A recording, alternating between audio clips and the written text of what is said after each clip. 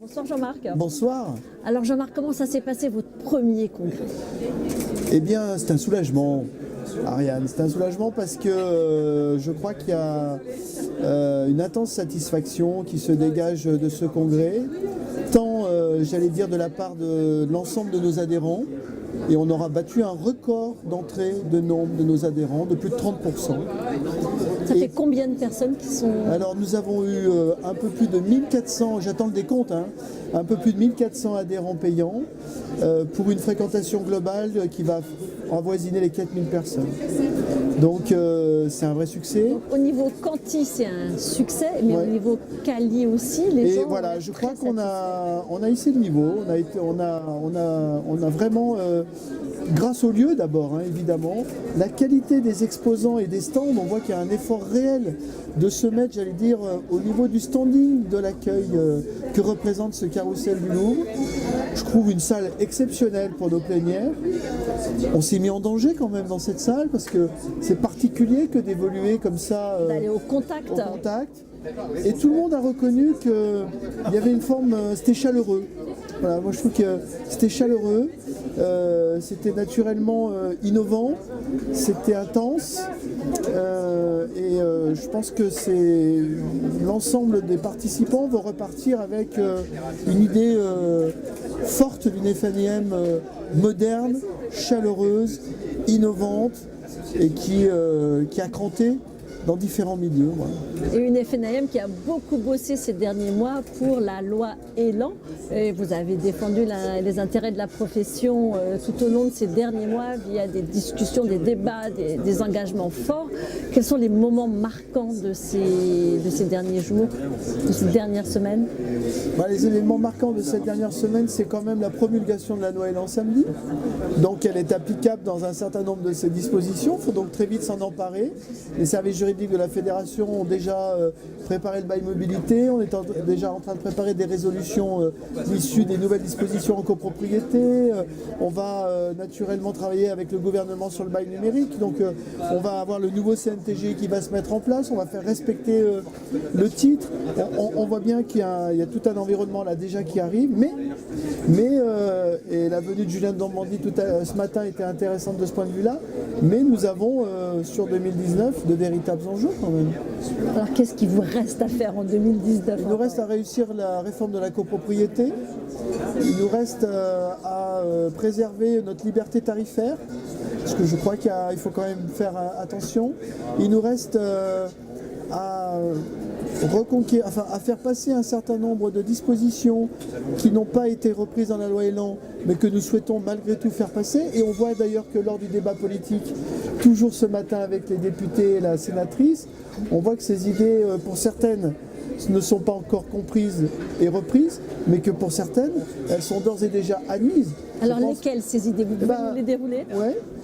On a quand même la réécriture du décret sur la récupération des charges locatives. On a l'assurance que ce sera fait.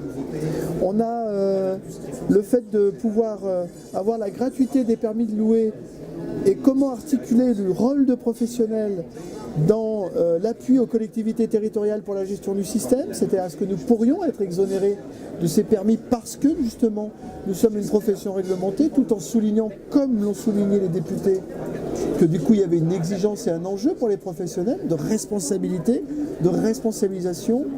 Nous avons également à faire passer un amendement sur la suppression des mentions manuscrites dans les avant-contrats de vente pour digitaliser le process de signature et voir dans quelle mesure on peut reformuler notre relation avec le notariat. Donc là, il y a aussi des enjeux très intéressants. Naturellement, il y a également, je pense, des amendements à faire passer peut-être encore sur la modification de la loi Allure, même si ce gouvernement n'y est pour l'instant pas favorable, parce qu'on a compris quand même, en écoutant notamment notre ministre du Logement, qu'il souhaitait apaiser au maximum la relation locataire-propriétaire, qu'il comptait sur le filtre des professionnels pour jouer ce rôle d'apaisement. Et comme il l'a souligné lui-même très bien, dans toute réforme, il y a le dernier kilomètre à parcourir. Ce kilomètre, c'est celui qui relie la réforme aux citoyens et au caractère opérationnel de ce que l'on veut faire. et on voit bien qu'il a besoin de nous pour ce dernier kilomètre. Eh bien écoutez, on va l'accompagner dans l'esprit qui nous sied, c'est-à-dire être consulté, être écouté, ne pas toujours être d'accord, mais très souvent quand même être très utile. Alors vous l'avez été pour la profession en œuvrant pour la reconnaissance du titre d'agent immobilier. C'est une mesure phare de cette loi Elan. Comment est-ce que vous êtes arrivé à vos fins? Comment vous y êtes pris?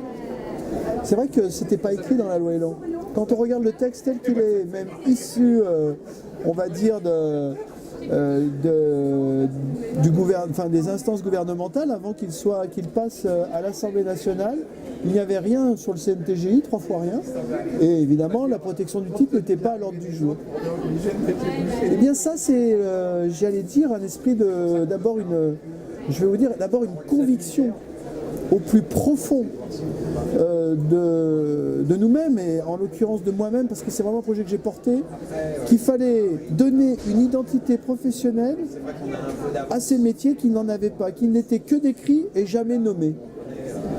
Donc j'ai articulé notre démonstration sur l'intérêt d'avoir des titres protégés, c'est-à-dire la faculté de sanctionner par la loi l'utilisation de ces dénominations sans être titulaire de la carte professionnelle, et un CNTGI rénové. Les deux, pour moi, participant de la sécurisation globale des consommateurs. Et d'ailleurs, quand on regarde les arguments qui ont été donnés à l'Assemblée nationale, puisqu'on a j'allais dire, divulgué le film au moment où ça a été voté, on voit bien que était au cœur du très court argumentaire, fruit de ce travail intense, le consommateur.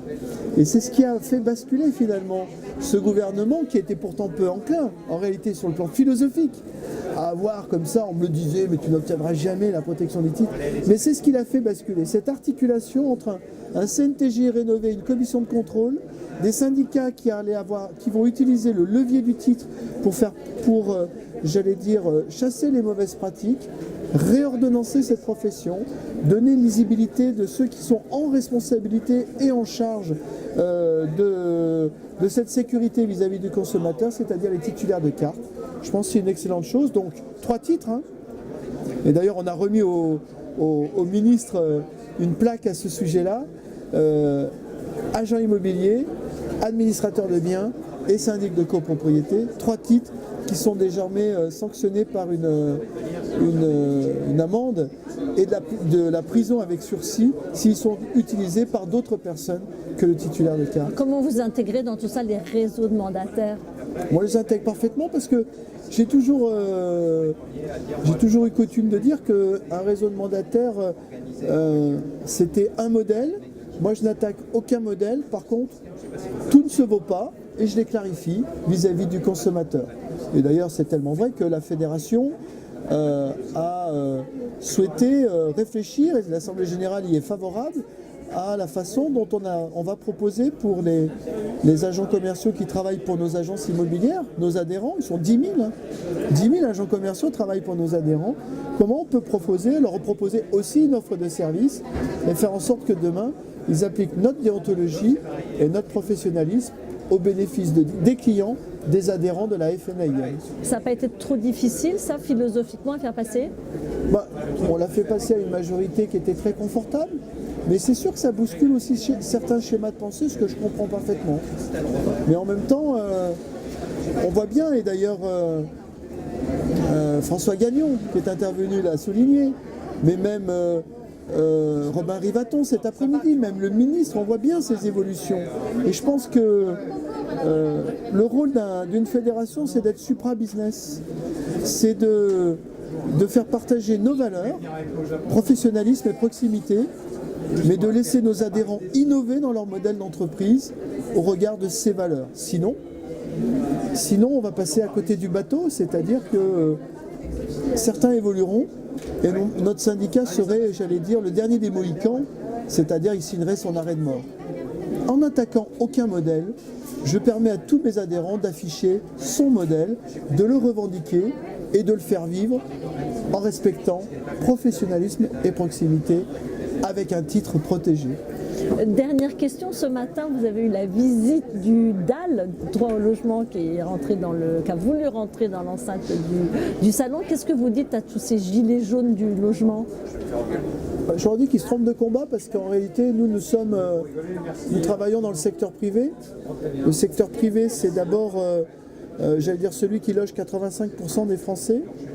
Et il ne faut pas exiger du secteur privé ce qui n'est pas forcément sa vocation. Je pense que le secteur privé n'est pas comptable du droit au logement aujourd'hui, c'est pas son rôle.